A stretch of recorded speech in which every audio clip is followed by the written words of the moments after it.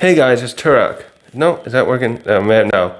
It's Turok. And today I want to go over how I think things in the One Piece, the current arc we're in right now, the Egghead Island arc, are really about to heat up more.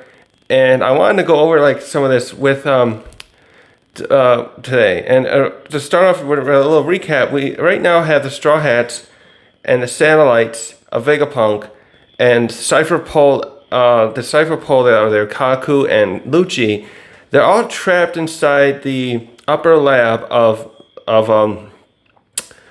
Vegapunk's island, and they are trapped in there. And there appears to be some kind of mysterious figure going around, taking out the cameras, and it's trying to take out. It tried to take out this the satellite, at least so far, Edison, and we still don't know what's going on there. Meanwhile, we got Kizaru coming over there with Saturn, and possibly, looking at too, it's possibly the fact that Miss Bakkin, and Marco might even arrive here. So I wanted to go over like this scenario, what could end up happening here with all these different parties about to convene, basically at Egghead, while the stuff's still going on. So, like, the first thing right off the top of my head, something I went over last time in one of my other videos, is the fact that Saturn is coming. For the first time ever, we got a Gorosei who has left the Marijois and it is heading to Egghead Island. And we still don't know what this is about, but that's what we're going to go over here. So we know he's coming along with Kizaru. But what I wanted to talk about here first is how he and Vegapunk know each other based on this cover story, the cover story that's currently happening too in One Piece, where we saw that some probably 25, 30 years ago, the Vegapunk, when he was part of Mads, met the Gorosei at Marijois. So now the Vegapunk, though, and at that time Vegapunk was probably doing some kind of good for the world, or good for the world, that's probably a little strong way to say it, probably doing some stuff with Mads that got their attention, obviously. Now, one question too that was bugging me is, was Mads doing any kind of criminal activity that got the Navy and the Gorosei looking at them? Or did they simply, was Mads doing something like I was trying to say just a minute ago, doing good for the world that got their attention? Assuming the way that the cover story image here shows Vegapunk, he looks to me rather proud that he's meeting them. So in some way he must have been, something came out of this that's positive. And now, unfortunately, Vegapunk is in the crosshairs of them because he's discovered something about the poneglyphs and the Void Century and all that stuff therein. So now that's why Cipher Pol was sent to the island to kill him. And I'm just wondering what else will go down with this. I have a feeling this is the reason he's there. Might be something we're not expecting, and with that, I'm suspecting Saturn will still try to do some kind of deal with Vegapunk, because they still will desire his knowledge and his knowledge and or genius, essentially, to how do you put it? Keep him on their side to help with their monopoly of controlling the world. So how they do that, well, I'm suspecting some kind of deals about he's coming there to maybe make some kind of deal. It's almost like make some kind of negotiations with Vegapunk that would somehow appease him, Saturn, and his associates, so that they will be satisfied with him not telling what he knows, and then they're keeping him on their side. How he could do that, we still don't know, like, if he has any special powers or anything to do. I just thought for a second, if they could wipe his memory of that, what he learned, almost like like what Pudding can do with her taking someone's memory and she transforms it looking like a film and pulls out bits of it. We don't. Well, that could be something like that because Oda's had other fruits that are similar to each other. I'm thinking, for example, that one Baroque Works agent, I forget her name, she was paired with Mr. Five, and then there was one of Doflamingo's other subordinates, is one of the officers, the two also had the similar fruit, but it was like a more powerful version. So perhaps something like that could be exist in the One Piece world. I'm not saying the Saturn has it. We just don't know nothing about whether they have any kind of devil fruit powers whatsoever. But either way, well, some of this too can be contradicted too because of the fact of what I was saying. Because it must have been the Gorosei, I'm assuming, who have sent Cipher Pol there to kill Vegapunk. But the fact that he's coming there, it's just so weird that's why I'm now gaining this coming up with this theory of sort that he's something else is going on here, that they want something else more than, and then obviously there's the Seraphim there, and he supposedly the five elders have the ultimate authority that it built into the Seraphim that they will listen to them over anybody else. So he could be there to get that. But the fact that him and there it is, that him and the Vegapunk and the other ones knew each other for a long time, and what Vegapunk can produce for them and provide for them really makes me feel like this was maybe they're just doing it to try and scare him, and now he's coming there like hoping that Vegapunk won't be dead yet or something. Maybe he had some kind of plan here. These guys really plan their stuff out. So him sending Cipher Pol probably could have been there to scare him into some feel him realize like you overstepped your bounds, but now I'm gonna come here and I'll make you an offer. I don't know what kind of what do we call it, guarantees Saturn will be looking for from Vegapunk, but I'm sure there's something there because he has prepared. Given him and his associates are always know so much, and you know, I just feel like that they will be willing to make a deal here, especially in given Vegapunk's how much they would really need him. Maybe they would need him like to fix that machine that we know exists now. By the way, I'm still wondering too if Vegapunk knows about that machine in some way. Maybe that's why they still need him. That was something I speculated in the chapter when we saw it happen, that Vegapunk may have had a hand in knowing how to build it, how he maintained it. Of course, that might not be true if that's a ancient weapon that's from the Void Century, because they got the mech machine there at the mech knight. Wilder? No, come on. That sitting there on Egghead. Oh, the machine. If that ancient machine is like that we saw over Lulusia, it's similar to the mech from the Void Century. Perhaps it's something that Vegapunk isn't going to be able to fix up. Or maybe I was thinking too, as a flip side, that the Gorosei maybe someday would let him look at that thing if they thought they could really trust him. And obviously that's not going to happen. I doubt that would happen now, but maybe they would have let him have a look at it if to keep it in working order. But that's the first thing I'm thinking about. This first one coming there. So next we got where should I start with? Vegapunk. I'll stick with Vegapunk. We got Miss Bakkin. Well, no, I'm gonna save that one for later. So, that's the next one. So with Saturn is Admiral Kizaru, and he and Sentomaru worked together years ago, 2 years ago at the Sabaody, to capture to try to capture the Straw Hats at as well as probably the other members of the Worst Generation at Sabaody. Sentomaru, as we found out here, also works under Vegapunk, but and he probably was the one who came with the pacifistas back then to bring them there as backup to also to capture the other pirates there. Actually, now that I'm thinking about it, the fact that they came there so fast, I wonder if they were already on their way there. Sentomaru and the pacifista force he brought.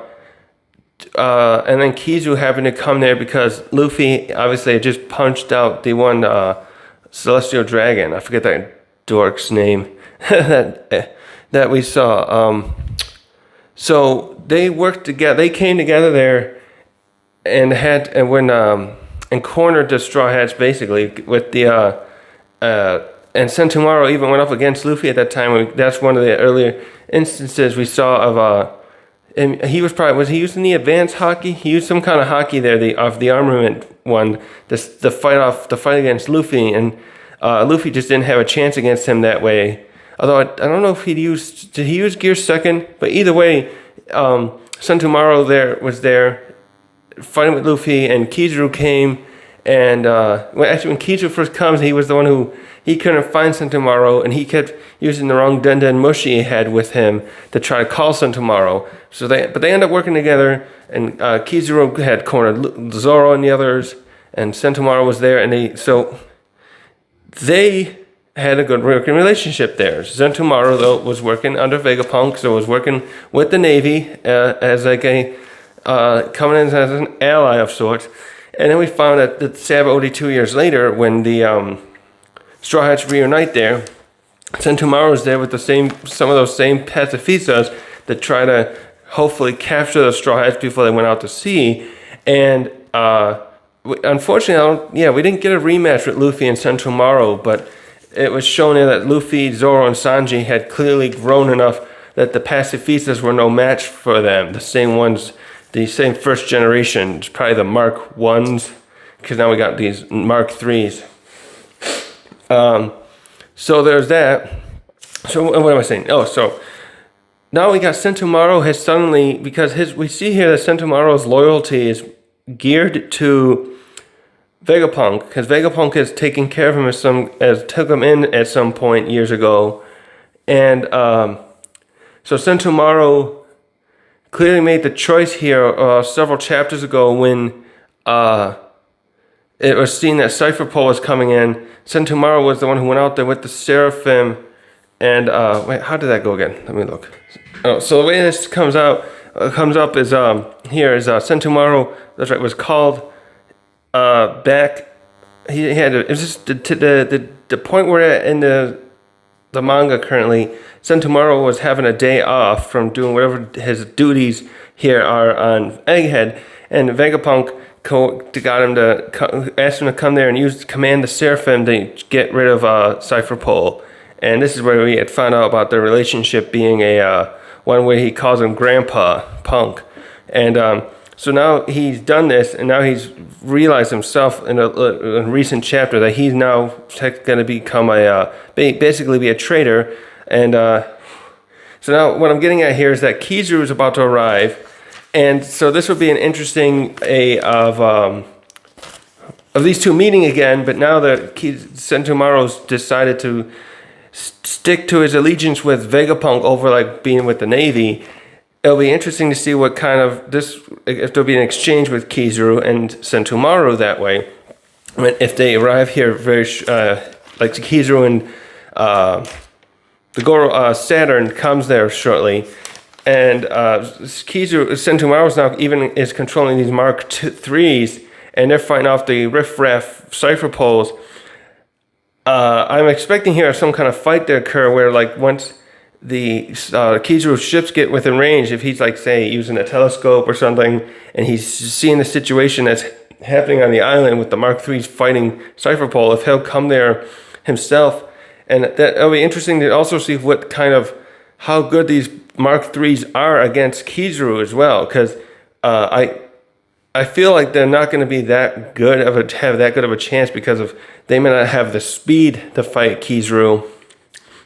But with that new bubble attack they're using, that thing where the one was waving its hand, like I'm trying to demonstrate, that they could block laser blasts. If he tries that first, that'll probably that'll be interesting to see too. Lilith, I think, said, because she has a gun that supposedly uses the same technique, that it can block anything. So it'll be interesting to see if Kizaru's laser blasts are if that bubble thing is as good as she says it is. So what Sentomaru, I'm hoping that Sentomaru will get out of this okay himself, because he's beat up right now from Rob Lucci. And if Kizaru comes there and realizes he's become a traitor and is serving Vegapunk, because Vegapunk's now the enemy, if Sentomaru will try to end up killing if Kizaru will try killing Sentomaru right there, like executing him on grounds of treason, he is an admiral. I think he would have the authority to make that decision without, I don't know, talking to not Sengoku, which is only Akainu. So,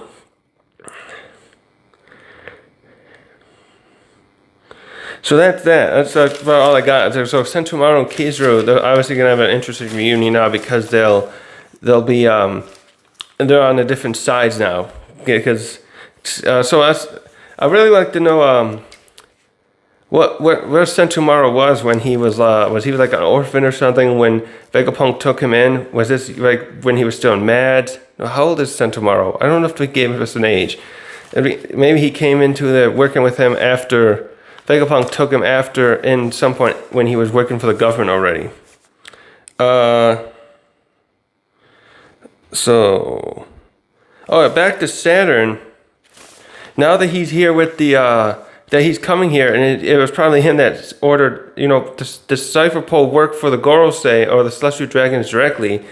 I'm wondering if Rob Lucci is going to be in a pickle here, because he and Kaku, as we just saw at the end of this last chapter, have decided to temporarily work with the Straw Hats to fight off the Seraphim, because someone else has taken over their command over them, and they're not listening, and they're attempting to kill even them. And so we're thinking about when Saturn comes here. If Saturn comes here and sees this situation, is he going to find that sort of treasonous that Lucci and Kaku have decided to temporarily work with pirates, even though it's just temporary and it's a situation where they don't want to get killed? I have a suspicion that Saturn will find this treasonous and may even try to have them outright killed right there. So it's just, I just can't see the Saturn and these other types, the Gorosei like that, seeing any sort of alliance with this being acceptable in their eyes. And the fact that they failed their job too. They'll probably look at them as a failure. That's another thing. Because these guys are supposed to be the best in the world, and they got outsmarted and outchanged by Stussy as well, and now the Seraphim are after them, and it just will look bad if they fail like this. And so I'm seeing the possibility of that, where Saturn's like, well, Lucci, I think you're great. I hear you're the best we've ever had, probably ever will have, but you've failed miserably here, and we can't have something like that. And Kaku as well. Your track records, were nearly impeccable. I mean, you lost to Straw Hats before. That's something too, by the way. The Straw Hats beat them before, but how did Kaku and I'm wondering who would allow how do I put this? Because of I was just previously stating that it seems like any kind of failure on their part would be a very bad on the record. I was thinking about how did Kaku and Lucci appease these guys enough to how do they earn to get themselves the right to get into this position of being a Cipher Pol Zero agent when they failed so miserably to stop the Straw Hats before? They wouldn't they have other candidates out there that could be put into that position to join those ranks, or was it just simply that they needed that manpower, that they're short on getting really good warriors like them who could fill in the ranks of the Cipher Pol Zero? Maybe that was it. Maybe the Cipher Pol Zero was lacking in some having a certain number. Maybe they have a certain number of like agents, and two other ones had died at some point in some other failed mission. And he's like, well, these guys were from 9, which is like the second best of the our Cipher Pol agencies, and we know they failed once, but they have the potential to become greater, and we need them right now. So we'll look over your failure. By the way, that's the thing too. I was speculating in the video with Stussy, where I talk about Stussy being a triple agent. I'm wondering if there's still some kind of director of the Cipher Pol, Zero, that kind of works with them, kind of relays orders, that is, from the Gorosei to the Zluchi and everyone else. And so in some ways, I was watching the latest episode of One Piece, the anime. I can't recall this being in the manga, but we saw that the Cipher Pol agents on Wano, they were reporting to Lucci about Momonosuke's appearance as a giant dragon. So it almost looked like Lucci is the one who kind of acts as the overall leader of them. I wonder if he's kind of the one that make just work as like this director position I'm proposing, and that he goes directly to the Gorosei when they have are receiving orders, and then he just directs those orders, relays those orders to the other Zero agents, like the ones now that were in Wano, or are in Wano shown in the anime right now. Okay, had some technical issues and I had to switch to a backup mic. So you won't see the other mic. You're gonna have this little mic sitting here now. So to continue this, I was gonna go over last with about the possibility of Marco and Miss Bakkin showing up at some point here, and if they did, some of the obvious like shenanigans and reunions to continue the theme on this video, like a theme of kind of reunions that could happen here. And I realized I forgot an important one, and that is that if Marco and Bakkin show up here when Kizaru and is coming with a fleet here with Saturn as well, I realized that Marco and Kizaru as well would have a reunion here, because I forgot that they fought each other at the Marineford siege. Marco being it was probably one of the most interesting fights to me there, because other than seeing Rayleigh, Marco stood up really well, seemed to be matched up well too, and being able to fight Kizaru, who seemed this very, was this very almost omnipotent admiral that we just met dozens of episodes or chapters ago. And so Kizaru tried, initially we found Marco's interest was that when Kizaru tried to launch a volley of laser blasts at Whitebeard, Marco came in and blocked the attack with his Logia power, not Logia, Kizaru's the Logia, and Marco's a mythical zone. And the two fought briefly there, and the last time I think they fought was when Marco was, one of those vice admirals gets handcuffs onto Marco, and then Kizaru was able to finally damage him properly, because Marco's power is not that he was, it almost made him look like he was a Logia, but in reality he's just was healing from the wounds. He can heal probably pretty much any wound himself quickly. And we saw specifically with something like Kizaru's attacks anyways, they were practically not harming him. And also, as I was rewatching that for this video, I realized just like with Rayleigh, Marco struck Kizaru and was able to successfully, and Kizaru had to actually block the attack. So Marco must have been using armament hockey at the time, but like with Rayleigh, we never saw them. Still, this was yet before they animated the armament hockey with the red hue over it.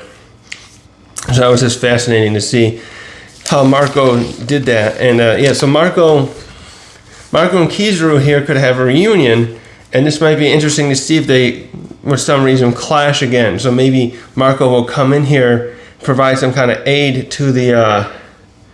So actually, I should backtrack a little too. Marco is so Marco and Bakkin. Sorry, I got a little off track there. Marco and Bakkin are around right now on Sphinx Island, where Whitebeard grew up, and Marco has been staying here for at least a year now after the failure of the payback war against Blackbeard. And Marco's been here living there as the village doctor, and but he briefly left the island to help the Straw Hats and the samurai at Wano, which led to events happening where these other Marines found out about his absence of not being on the island, and they go there to try to see if Whitebeard had any inheritance left there. And this one particular asshole officer, probably the one leading these troops, these troops try to threaten to kill this old lady if they didn't reveal whether the island had money from Whitebeard. And it was actually Weevil and Bakkin that step in and save these people.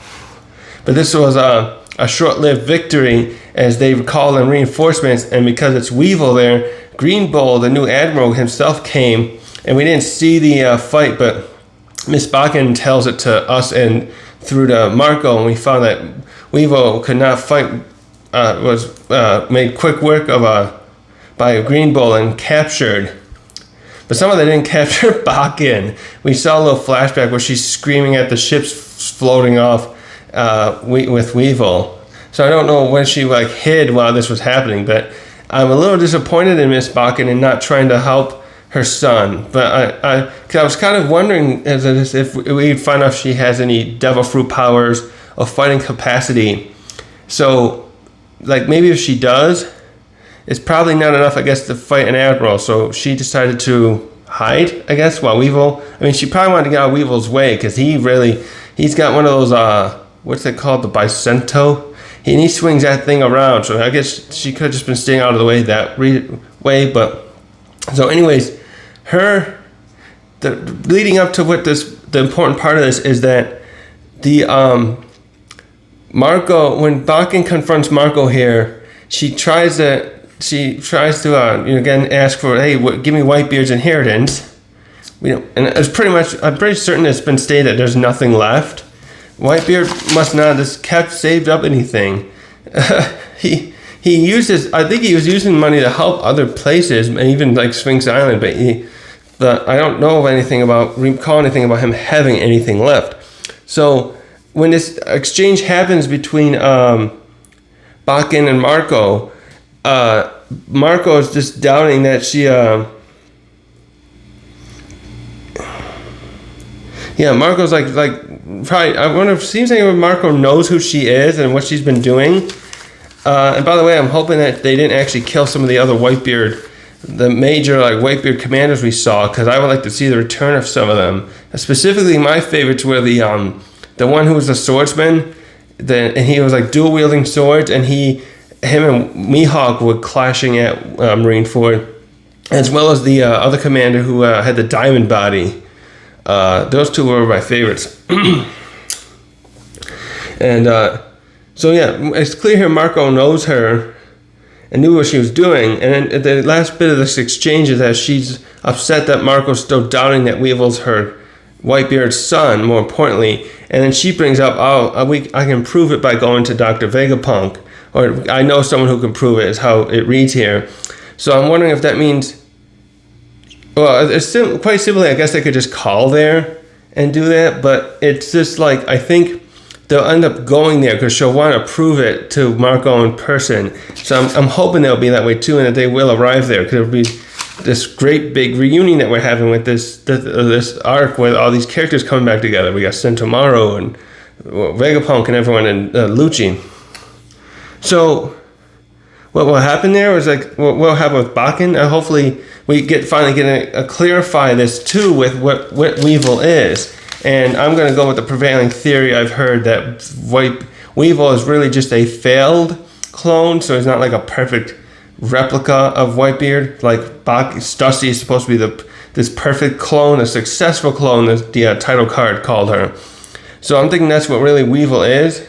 I don't know why Bakkin's lying about this and why she's holding to this. I know I've gone over this before, so I'm really hoping this will clear this up, what's going on, and we find out what the hell Bakkin's agenda is here. Is there agenda other than money? Probably not. I don't really think so. She's probably just. I wonder, why she. Maybe she's holding on to this. Perhaps, for example, like she thinks that she never. Maybe because she's upset she couldn't get Whitebeard. That having this clone of him is the closest thing she'll ever get, and she wants that as her son, which is kind of admirable that you're raising a kid like that. But the way you're doing it too and lying to him is not helpful, I think. But also, she's just clearly looking for money. So, hey, kitty. So we'll see with that. So with Marco arrives too, back with Marco, him and Kizaru having a clash again would be very interesting to see. Hello. Got my hairy cat. So so that brings us nicely to us. Bring up Bakkin and Stussy. Is that with those two and Vegapunk? I'm gonna lump these together. Vegapunk and her and Stussy hopefully will have this reunion here at this island, I think, and this story, I'm hoping, and that this will be probably one of the most interesting of all too, because we'll finally know more about Miss Bakkin's relationship with Vegapunk, and maybe we'll get some clarification with her and Whitebeard and her and Vegapunk's relationship, and clarify like a timeline here. It looks like though that we can get some of it, and that is from the bit of the cover story we had a bit ago. From what chapter was that? Showed that looked like when it showed Vegapunk and the other. Here, is that them? Let me find that a second. It's in the cover story of chapter 1070. They showed all the Madge members together. The young judge, the young Caesar, and young Queen. Actually, something of interest here too. A little side is they show Judge there. I noticed when I was rewatching the Whole Cake arc a while back that Judge has his helmet on all the time, some kind of mask / helmet thing, and he never takes it off.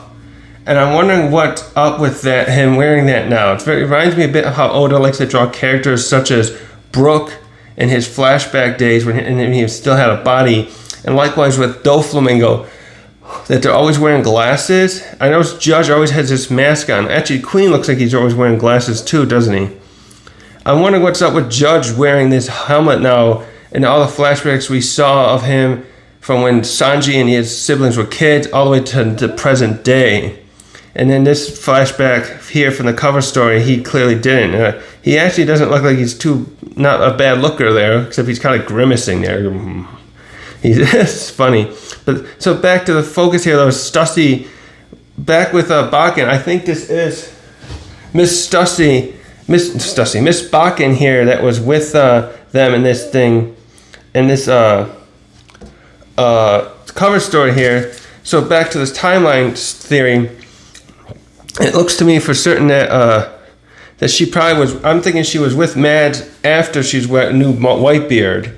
Though I have another theory on this too. But let's go for that. First, I'm thinking she could have been with Mads. She could have been part of Whitebeard's crew, or if we can go back to Rock's crew, and at some point she stayed with him and was interested in him, obviously, and then that didn't work out. So the thing to clarify, the one thing we don't have though is why she would have left. Other than that, and what made her join Mads? Because the title card that shows up in chapter 1070 when she shows up with the talk to Marco and Sphinx is she's a resident freeloader. I speculated a while back that she could have been like a medical doctor, because the other guys had all their other practice, their other expertise. Like, Vegapunk seems to do a bit of all of them, really, doesn't he? I was just thinking about this too, how all three of these guys went on the other three that followed Vegapunk that we saw now in the story, Judge, Queen, and Caesar went on to do their own things, and Vegapunk's kind of doing some of everything that they're doing. Well, but maybe not Queen's, so Queen does viruses. And you saw how he utilized them, weaponized them, and made use of them in Wano, making that thing that made he he had the one at the Udon prison first that was some kind of gaseous thing or something. I can't recall exactly. And it was spreading to everyone. That was the key thing with his viruses. They always spread very fast. And then he had the one at Onigashima that was like turning them into like ice onis or something like that. Some very odd creatures that if they stayed in that like that too long, and Chopper had to fight with that. I thought that was great, by the way, that Chopper was fighting Queen there, because it looked like it was a great preliminary practice that Chopper's going to need when he has to go up against the Doctor, Blackbeard Doctor soon. Because we see he has a fruit now that can do some kind of, a devil fruit that does some kind of diseases. Off topic again, sorry. So, and then Caesar's expertise is dealing with gases and making artificial devil fruits. I don't think, so the gas thing is actually his powers. But he does the artificial devil fruits, and Judge is doing the clones.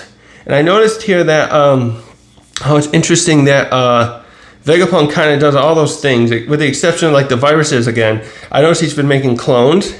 He's making like cyborg clones. So like what Judge is doing, he has his Sanji and the others that are some kind of special clone thing, children, that he modified somehow. And then he has to clone armies. And then Caesar's got the artificial devil fruit, and Vegapunk's doing that with the green blood, and he made the one that Momonosuke ended up eating. So it's interesting how they all have, the three of them kind of had their expertise, and but Vegapunk's doing all the same things, basically. Same thing, and but probably better, especially better than what Caesar's doing. It's hard to say if, I wonder how good, what Judge did with Sanji and them stacks up to what Kid and his other clones would stack up to what he Vegapunk did in making Stussy and having these his satellites, which I think I probably have some parallels with Sanji and his siblings, except they're actually children of Judge that he modified somehow. Very interesting, the slight differences there. So where was I? Bakkin. So I'm wondering here what we'll find out with Bakkin and her relationship with Vegapunk as well. I'm a little hung up here and trying to figure out whether or not she may have known about Stussy. This will be probably one of the most interesting aspects, is to know whether she'll be flattered or aghast that Vegapunk went on to make a clone of her, a successful clone. I want to know how much she knew about that, and whether she'll be happy with that. And what that reveal about Weevil. So I can see like a couple ways. She'll be like wondering if maybe happy, like, oh, that's my clone you made years ago. Wow, she's doing quite well. Or I'm feeling the way Miss Bakkin is, she'll be more upset, like, you made a clone of without my permission. That's the thing too. I'm wondering like if there's a possibility that he did it without her permission. Oh, I'm thinking that there could be the flip side too, where, because she's like just staying there and wasn't really providing anything in demands, that maybe she that's why Vegapunk's like, well, if you're gonna stay here, you'll be perfect for me to try to borrow some of your blood to make a clone. So can I use it? Like maybe that's why he let her stay there too. Is he's like, oh, she'll be perfect for some reason. I don't know why he'd want her or not just borrow one of his other scientists or himself. That's the thing too. What made him use her as the template, the basis to make a successful clone over like anyone else? And so that's what I was thinking. Maybe there's something there too. Maybe Bakkin just was like seducing these guys and leading them on, and that's why she just was allowed to stay there, but she wasn't providing anything otherwise, because they call her the freeloader.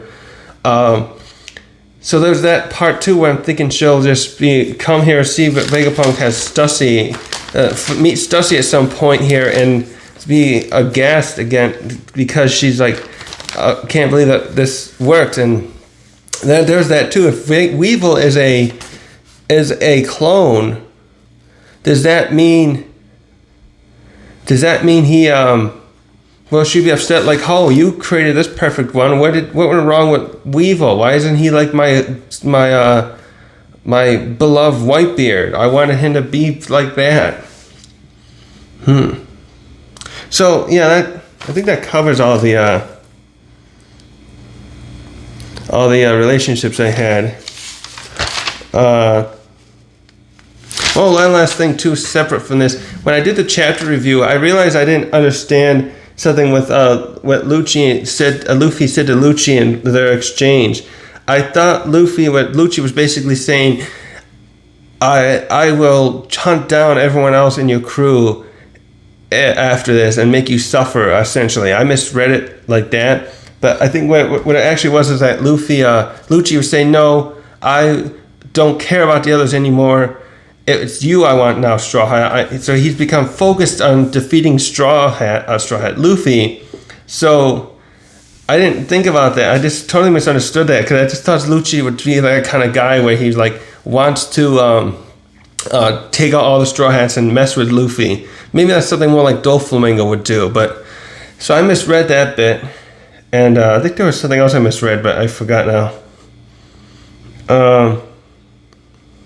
Yeah, that probably about covers all it. That's all the relationships I think I had. So, yeah, I think I'll end it there. Thanks for watching.